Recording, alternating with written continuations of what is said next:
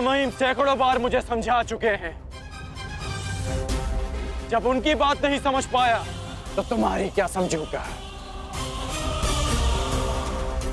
इसलिए मुझे तुम्हारी अंतिम चेतावनी भी अस्वीकार है। तू ऐसे नहीं मानेगा कर्ण।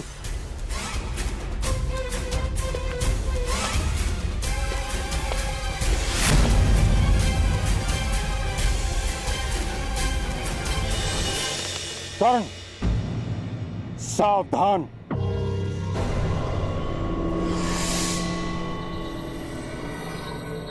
हट जाओ कन्या, मैं स्त्रियों पर अस्त्र नहीं उठाता। जानती हूँ महामहिम, इसीलिए आपके और कर्ण के मध्य खड़ी हूँ। तुम नहीं जानती तुमने कितने बड़े विनाश को आमंत्रण दे दिया है। जो चुनौती को समक्ष देखकर रुक जाए वो कर्ण नहीं महामहिम। आप ही का गुरु भाई है और आप भी जानते हैं कि अब उसे रोक पाना संभव नहीं।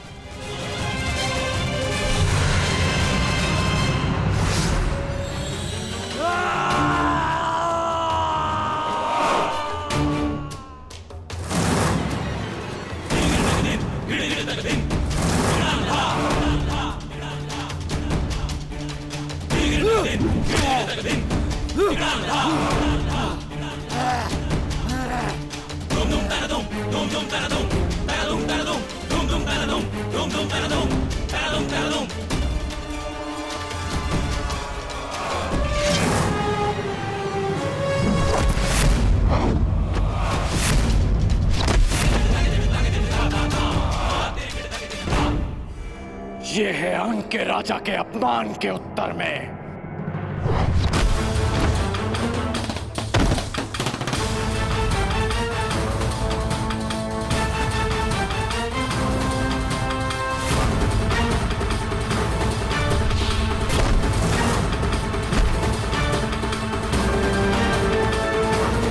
ये है महामहिम भीष्म के अपमान के उत्तर में।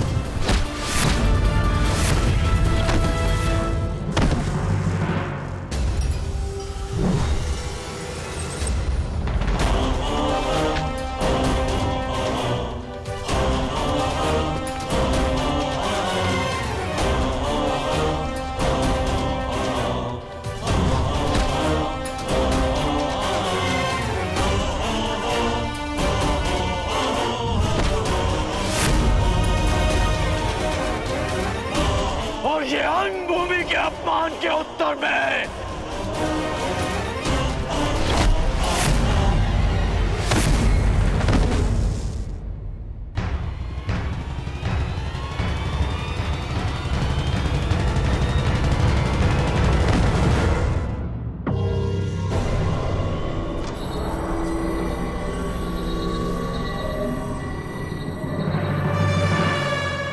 अंग की प्रजा से उसके अधिकार छीनने वाले का अंत हुआ। अंग की मानसिक स्वतंत्रता का अंत हुआ। अंग में एक नए सूर्य, एक नए प्रकाश का आरंभ हुआ। महामहिम, महामहिम, महामहिम, हमारी रक्षा कीजिए महामहिम। इस विनाश से हमें बचा लीजिए।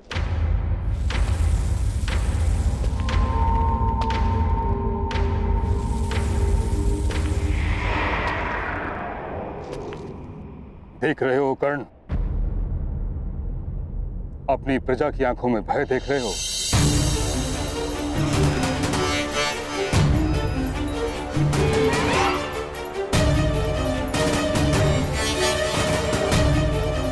तुमने अंग को जल का अधिकार नहीं दिलाया, उनसे जीवन का अधिकार छीन लिया है।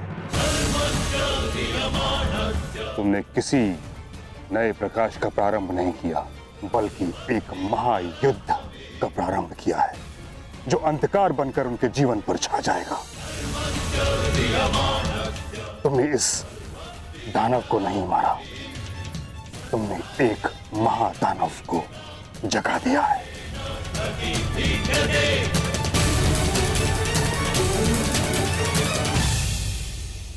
तुम्हें क्या लगा भीष्म आंखें बंद करके बैठा था? नहीं कर्ण, ये बांध अंग का जल रोकने के लिए नहीं था,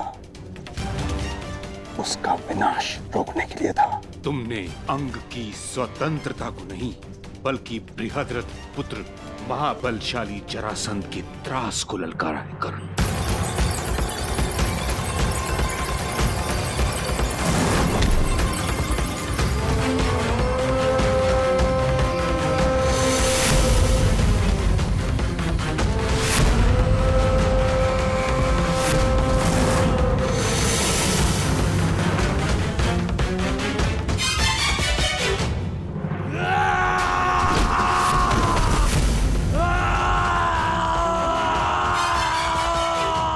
ये जरासंध जिसके बल के समक्ष वासुदेव कृष्ण को भी रण छोड़कर जाना पड़ा था।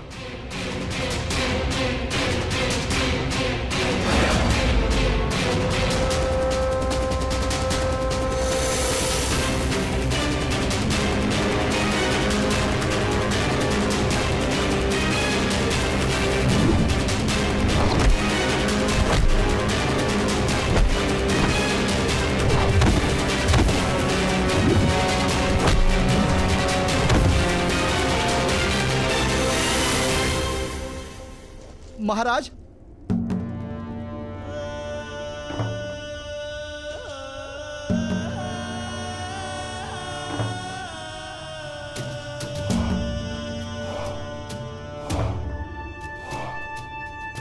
कौन था वो योद्धा?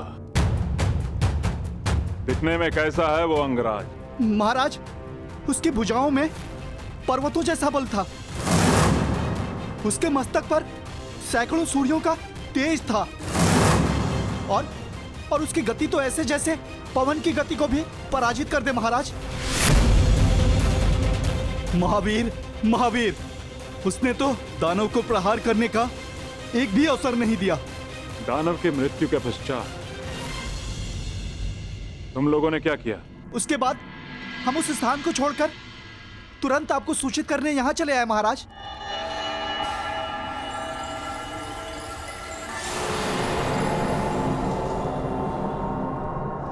अद्भुत।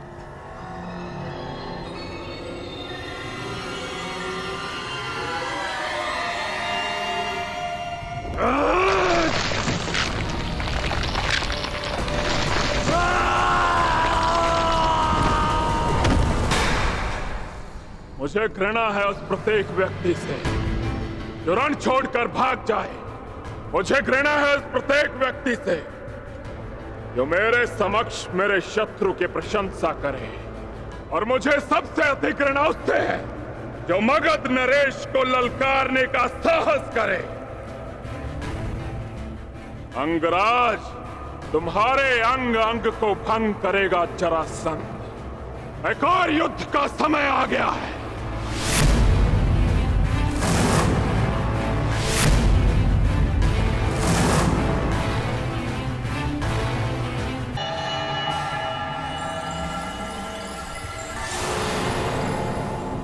समय आ गया है शिष्यों। देखना यह है कि कौन होगा वो जो मेरी शिक्षा पर खरा उतरेगा।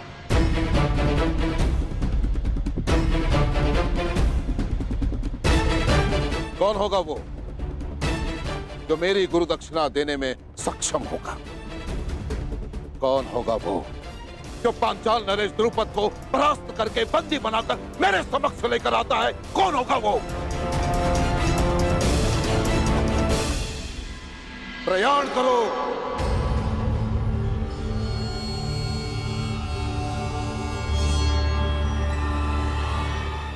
रुको।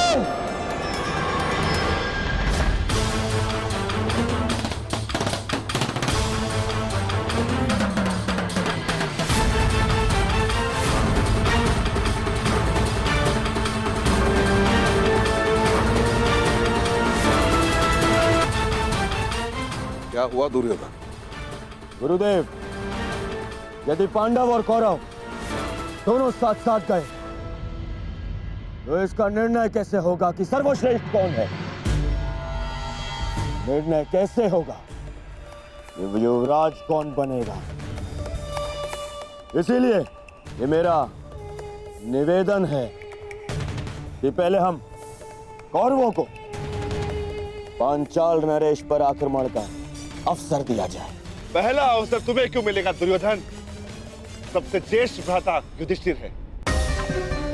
शांत भीम, शांत। दुर्योधन भी मेरा ही अनुज है। यदि दुर्योधन पहले जाना चाहता है तो मुझे इसमें कोई आपत्ति नहीं। आज्ञा दीजिए गुरुदेव। तो ठीक है दुर्योधन, पहला अवसर तुम्हें और तुम्हारे भाइयों को मिलता है।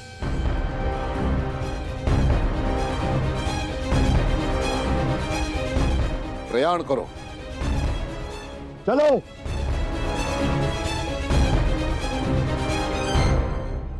यदि अंग के स्वाभिमान और स्वतंत्रता के लिए ये युद्ध आवश्यक है तो ये युद्ध होगा। जब अंगवासी ही शेष नहीं बचेंगे तो उनकी स्वतंत्रता और स्वाभिमान का कोई मूल्य नहीं रह जाएगा कर्ण। तुम हस्तिनापुर का अंग हो। तुम्हारी मूर्खता हस्तिनापुर को एक अवंचित युद्ध की अग्नि में झुलस देगी।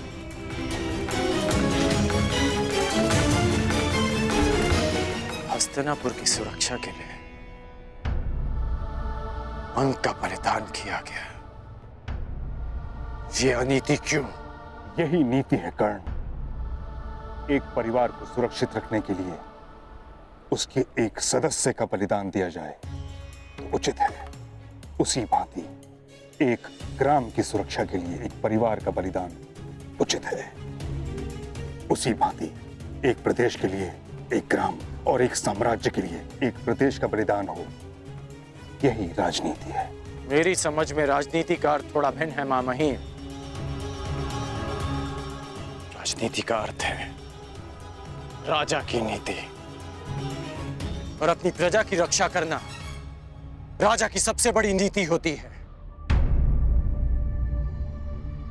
और अपनी प्रजा की दुर्दशा देखकर मौन रह जाना ये राजनीति नहीं, अनीति है।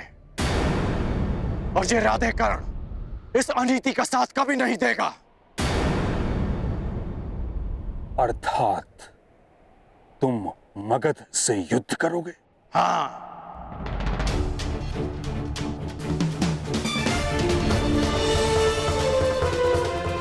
पराजित हो जाओगे कर्ण। नहीं, ये कर्ण विजयी होगा या वीर गति को प्राप्त होगा। पराजय होना तो मेरे विकल्प में ही नहीं।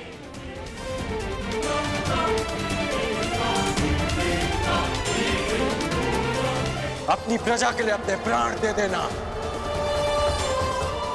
ये मेरी दृष्टि में श्रेष्ठ नीति है।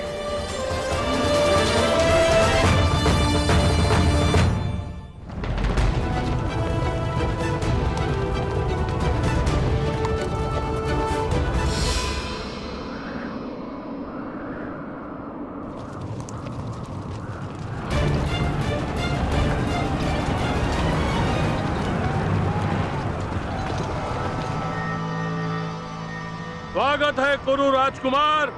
स्वागत? स्वागत नहीं, अपने शत्रु से युद्ध किया जाता है पांचाल नरेश। परंतु तुम हस्तिनापुर नरेश धृतराष्ट्र के पुत्र हो, और जहां तक हमें स्मरण है हमारी तुमसे कोई शत्रुता नहीं है। मुझसे ना सही, परंतु मेरे गुरु से अवश्य है। वो ब्राह्मण द्रोणाचार्य स्वयं तो हमारा बाल भी बांका न कर पाया, परंतु अब लगता है तुम्हें अपने बातों के व्यू में उलझाकर तुम्हारे द्वारा अपना प्रतिशोध हमसे लेना चाहते हैं। प्रतिशोध उनका सही, परंतु मेरे लिए ये गुरु दक्षिणा है। ठीक है, यदि तुम युद्ध ही चाहते हो तो हमें कोई आपत्ति नहीं है। आक्रमण!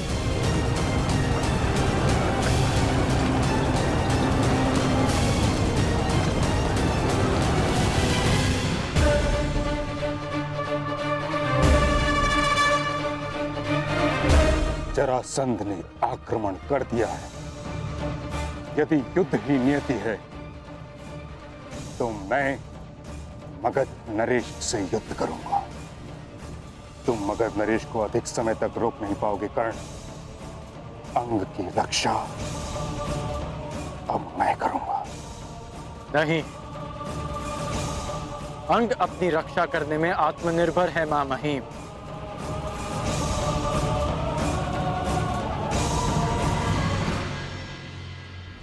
अंगवासी ये युद्ध स्वयं लड़ेंगे।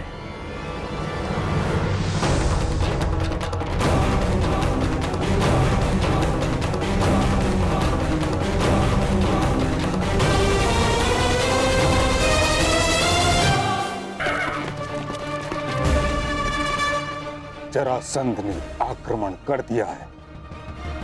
यदि युद्ध ही नियति है तो मैं मगध नरेश से युद्ध करूंगा। नहीं, अंग अपनी रक्षा करने में आत्मनिर्भर है मां महिम। अंगवासी ये युद्ध स्वयं लड़ेंगे। यही एक मार्ग है अपने भीतर के भय को भगाने का, अपने मन में देश और स्वतंत्रता के लिए प्रेम जगाने का।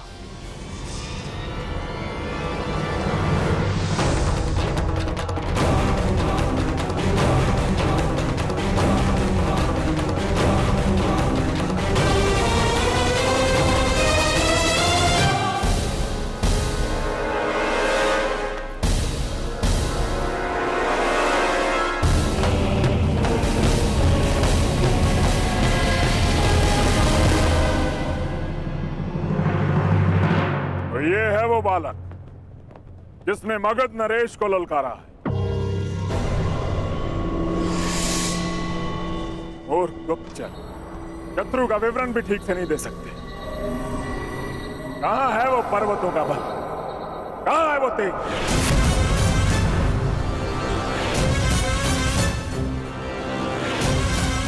जो इस युद्ध में सम्मिलित नहीं है वो यहां से चला जाए, क्योंकि जो इस क्षेत्र में उपस्थित रहेगा उसका शव ही यहां से जाएगा।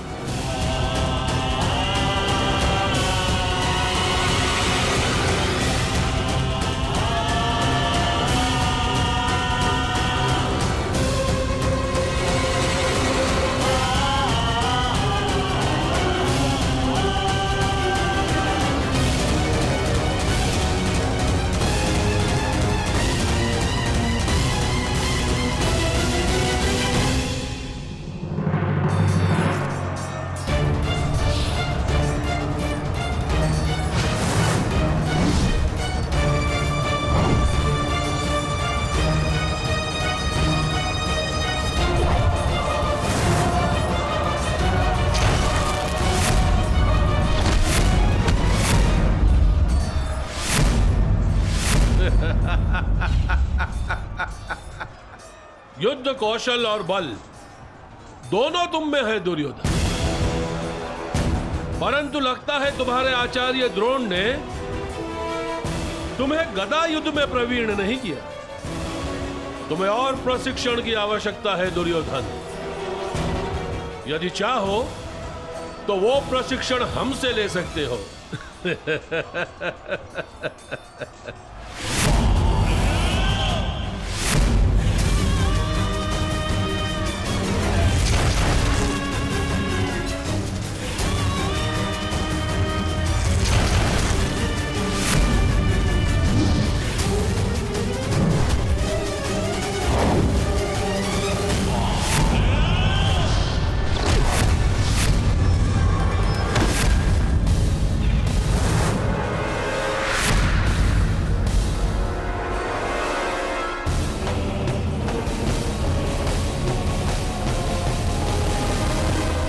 यदि तुम हस्तिनापुर के होने वाले सम्राट हो तो हमें हस्तिनापुर के भविष्य पर दया आती है।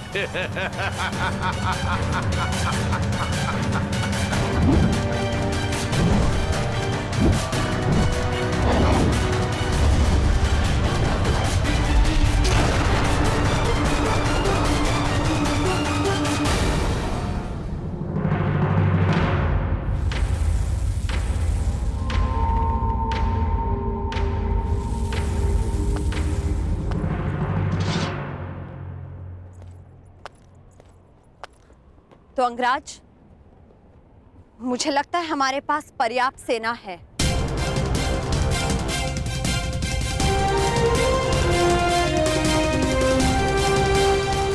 ये मेरा युद्ध है रुशाली।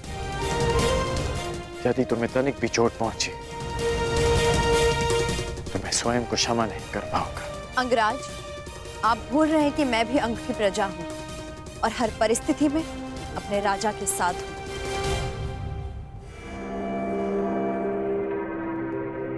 तो तुम्हारा राजा तुम्हें आदेश देता है कि चली जाओ। जो रणभूमि में सिद्ध नहीं कर पाए, उसे सिद्ध करने का अवसर आज मिला है। क्या अपने कर्म से ये अवसर छीन लोगी रुशाली?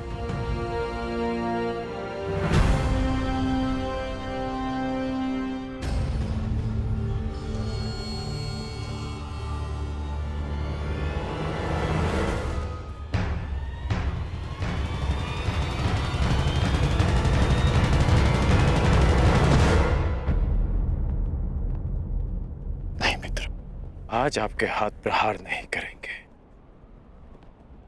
बल्कि आपके नेत्र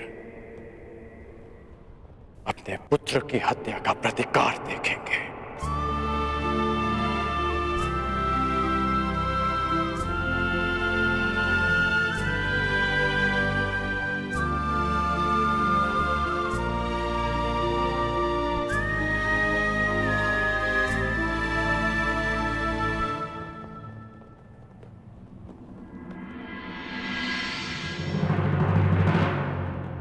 क्या हुआ अंगराज? कहीं भयभीत तो नहीं हो गए?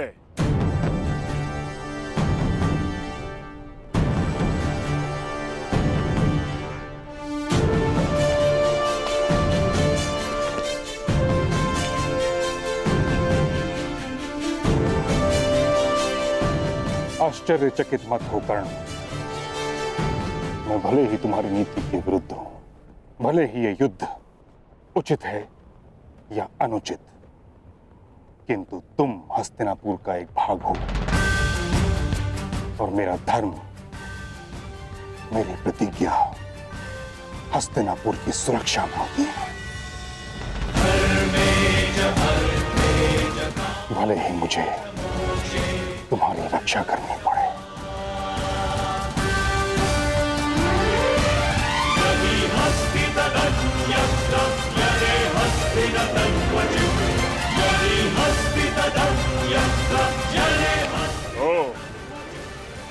तो महाबली भीष्म भी प्रत्यंचा चढ़ा रहे हैं। जिस जरासंध ने कृष्ण को भी रणभूमि छोड़ने पर विवश कर दिया था, वो तुम दोनों से क्या डरेगा? प्रतीत होता है कि नियति ने तुम दोनों का अंत एक ही दिन में जरासंध के हाथों लिख दिया है।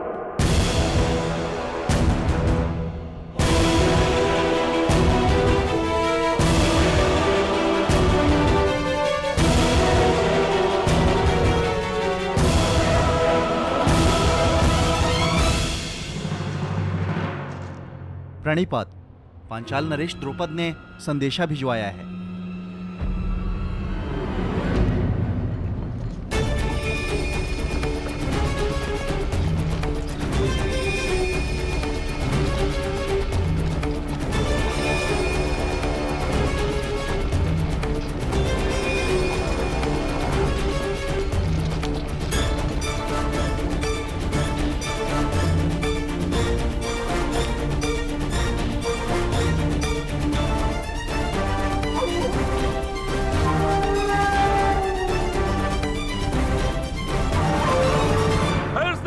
हुए द्रोण, एक ही दिन में दो बार असफल। पहली असफलता पांचाल नरेश द्रुपद की शक्ति को कम आंकना, और दूसरी असफलता अपने इन शिष्यों की क्षमता को अधिक आंकना। दया आती है द्रोण, क्या अपने इन्हीं शिष्यों की क्षमता पर तुम पांचाल नरेश द्रुपद को ललकारने की चेष्टा कर रहे थे? लज्जा आती है द्रोण, तुम्हें अपना सहपाठी कहते हुए। कभी हमने साथ में शिक्षा ग्रहण की थी, अब क्या करो? भिक्षा मांगोगे? अपने प्राणों की या अपने इन 100 शिष्यों के प्राणों की?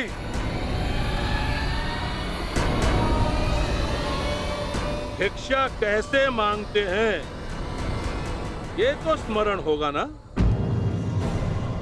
या इतने वर्ष राज आश्रम में रहने के पश्चात भिक्षा मांगने में भी असफल रहोगे, आचार्य द्रोण?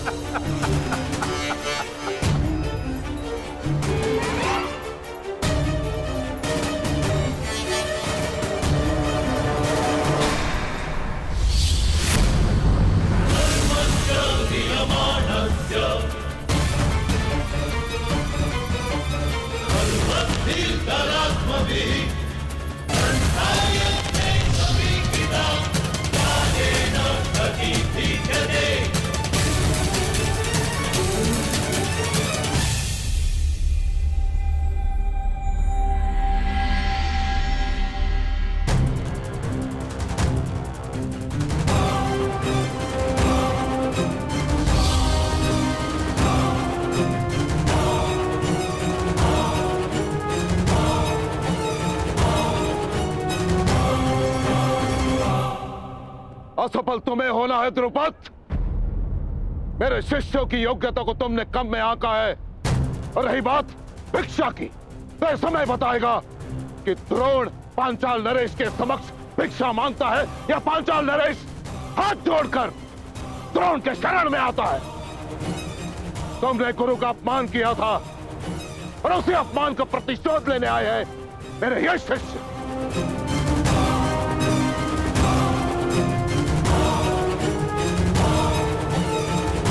तो तुम्हारे तुनीर में अब भी एक बाण शेष है। एक नहीं द्रुपद, 5।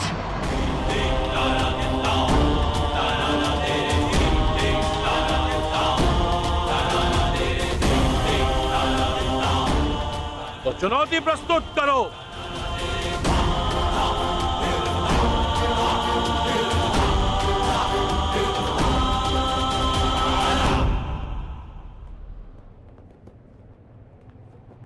विजय बाबा, मुझे मेरी गुरु दक्षिणा प्रदान करो। द्रुपद।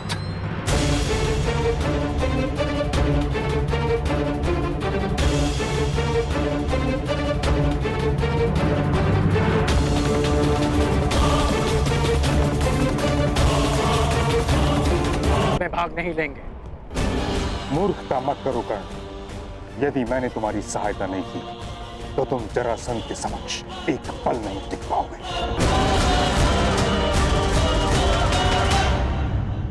कदाचित महामहिम भूल रहे हैं कि उन्होंने क्या कहा था कि हस्तिनापुर की सुरक्षा उनका पहला उद्देश्य है।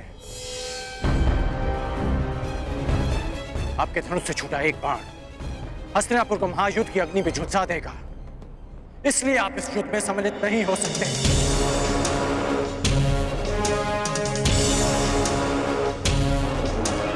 युद्ध अंगराज और मगधराज के मध्य है।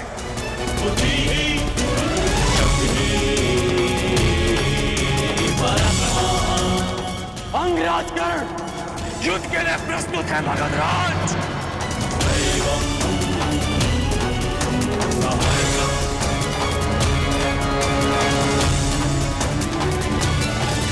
अंगराज कर्ण युद्ध के लिए प्रस्तुत है। मगधराज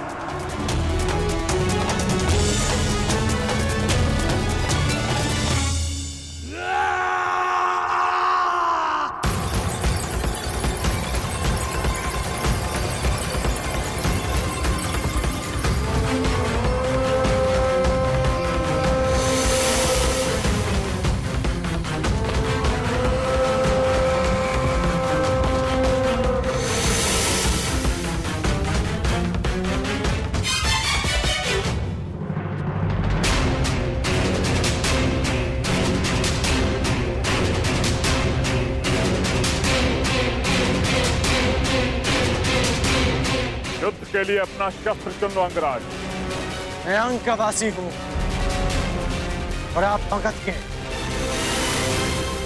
इस नाते आप हमारे अतिथि हुए, इसलिए मैं आपको अवसर देता कि जिस विद्या में आप निपुण हैं उसका प्रयोग आप कर सकते हैं। तुम्हारी दृष्टि में मैं अतिथि हूं, किंतु मेरी दृष्टि में तुम शत्रु होकर, और जरासंध अपने शत्रु के सबसे प्रबल पक्ष को ध्वंस करने में विश्वास रखता है। सुना है धनुर्धारी हो तुम, मैं धनुष से ही तुम्हें ललकारूंगा।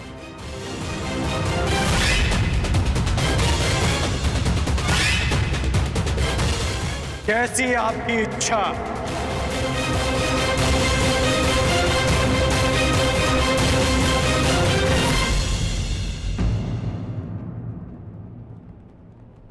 रथ प्रस्तुत है अंगराज।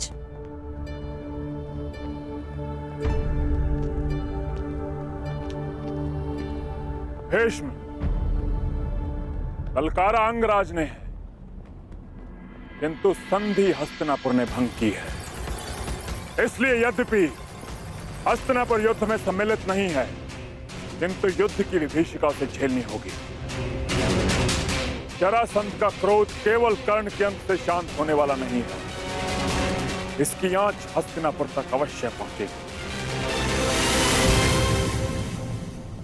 इस युद्ध से पूर्व दो बातें जानना तुम्हारे लिए आवश्यक है मगध नरेश। प्रथम, हस्तिनापुर के शांति प्रयास को उसकी निर्बलता मत समझना, और मेरे मौन को मेरी दुर्बलता मत समझना। हस्तिनापुर की भीति और भीष्म के बाणों का बल अब भी वही है। दूसरी बात, यदि भीष्म ने तुम्हारा बल देखा है तो कर्ण का कौशल भी। इस योद्धा को बालक समझना तुम्हारे जीवन की बहुत बड़ी भूल सिद्ध होगी। कदाचित यह युद्ध तुम्हारी प्रथम पराजय लेकर आए, या कदाचित तुम्हारे लिए दुर्गम विजय पथ।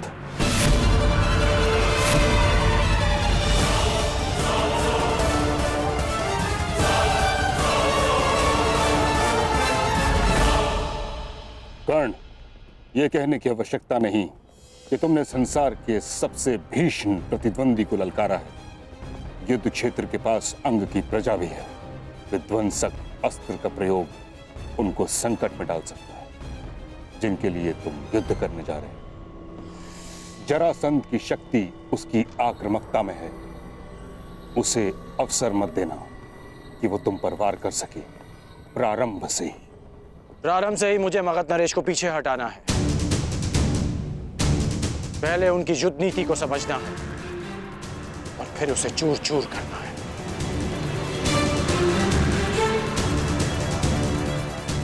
आप भूल रहे हैं मामहीम कि हम दोनों एक ही गुरु के शिष्य हैं। मुझे स्मरण है कर्ण, और तुम भी स्मरण रखना कि ये कोई रंग भूमि नहीं, वास्तविक युद्ध भूमि है। और तुम्हारे समक्ष कोई राजकुमार नहीं, संसार का सबसे विकट प्रतिद्वंदी खड़ा है। मेरा लक्ष्य केवल परिवर्तन है मामहीम। मेरा केवल एक ही शत्रु है, अन्याय, जो हर बार नए रूप में आता है। रंगभूमि में राजकुमार बनकर और युद्ध भूमि में मगध नरेश बनकर। परंतु ये राधेकर्ण जीते जी इस अन्याय से कभी हार नहीं मानेगा। ईश्वर करे तुम्हें विजय प्राप्त हो कर्ण। यदि तुम पराजित हुए तो मुझे स्वयं को युद्ध में सम्मिलित करना हो, जिसका अर्थ है हस्तिनापुर को युद्ध की अग्नि में झोंकना। तुम्हारे मित्र दुर्योधन ने तुम पर विश्वास किया है, उसकी परीक्षा में खरे उतरना है तुम्हें कर्ण।